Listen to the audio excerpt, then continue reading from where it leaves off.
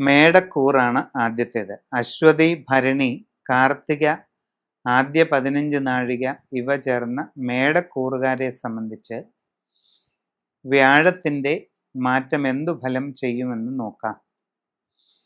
മേടക്കൂറുകാർക്ക് വ്യാഴം മാറുന്നത് 2-ൽ നിന്നും 3-ലേക്കാണ്. 3-ലെ വ്യാഴം ചാരവശാൽ ഒട്ടും തന്നെ അനുകൂലമല്ല. 3-ാമിടത്ത് വ്യാഴം നിൽക്കുന്നത് വളരെ പ്രതികൂലമായ ഫലങ്ങൾക്ക് കാരണമാകുമെന്നാണ് നമ്മുടെ ചാരഫലങ്ങൾ അഥവാ ഗോചരഫല സിദ്ധാന്തം പറയുന്നത്.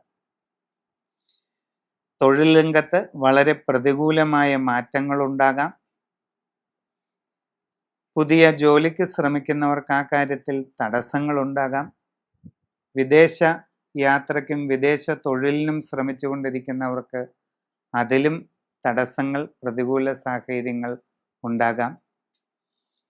വിവിധ മേഖലകളിൽ സ്വന്തമായി തൊഴിലുകൾ ചെയ്തുകൊണ്ടിരിക്കുന്നവർക്ക് അത് സാമാന്യമെങ്കിലും ഭംഗിയായി നടത്തിക്കൊണ്ടുപോകാൻ കഠിന പരിശ്രമം വേണ്ടിവരും. കച്ചവട രംഗത്ത് പ്രവർത്തിച്ചു കൊണ്ടിരിക്കുന്നവർക്ക് സാമ്പത്തിക നഷ്ടങ്ങൾ, കാര്യപരാജയങ്ങൾ, ബിസിനസ് വളരെയധികം കുറയുക തുടങ്ങിയ അവസ്ഥകൾ ഉണ്ടാകാൻ ഇടയുണ്ട്.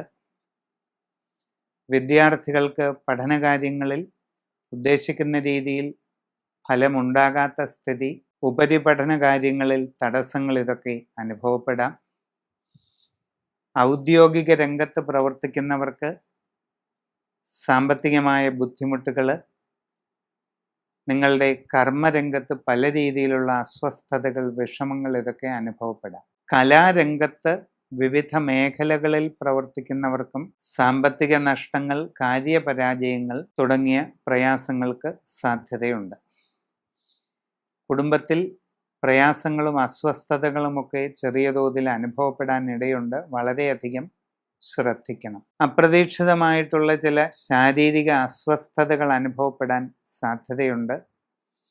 യാത്രാക്ലേശം, അലച്ചിൽ ഇവയൊക്കെ ഉണ്ടായേക്കാം. വ്യാഴത്തിൻ്റെ 3-ലേക്കുള്ള മാറ്റം വളരെ പ്രതികൂലമായ സാഹചര്യങ്ങൾക്ക് കാരണമാകും. നിങ്ങൾ മഹാവിഷ്ണുവിൻ്റെ അഷ്ടാക്ഷരി നാമം പതിവായിട്ട് ചൊല്ലുന്നത് വളരെ ആശ്വാസം നൽകും.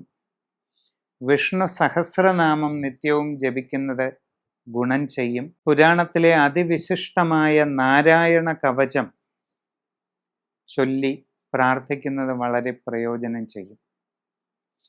ദക്ഷിണാമൂർത്തി സ്തോത്രങ്ങൾ ചൊല്ലുന്നതും വ്യാഴ ശാന്തിക്ക് വളരെയധികം നല്ലതാണ്. ഇതൊക്കെ കൂടാതെ നിങ്ങളുടെ ഗൃഹത്തിൽ അത്യന്തം വിശിഷ്ടമായ സത്യനാരായണ പൂജ, മഹാസുദർശന കലശം തുടങ്ങിയ കർമ്മങ്ങൾ നടത്തി ഗൃഹരക്ഷ ചെയ്യുന്നത് എല്ലാ രീതിയിലുമുള്ള ദോഷശാന്തിയും ഐശ്വര്യവും നിങ്ങൾക്ക് കൊണ്ടുവരുന്നതാണ്.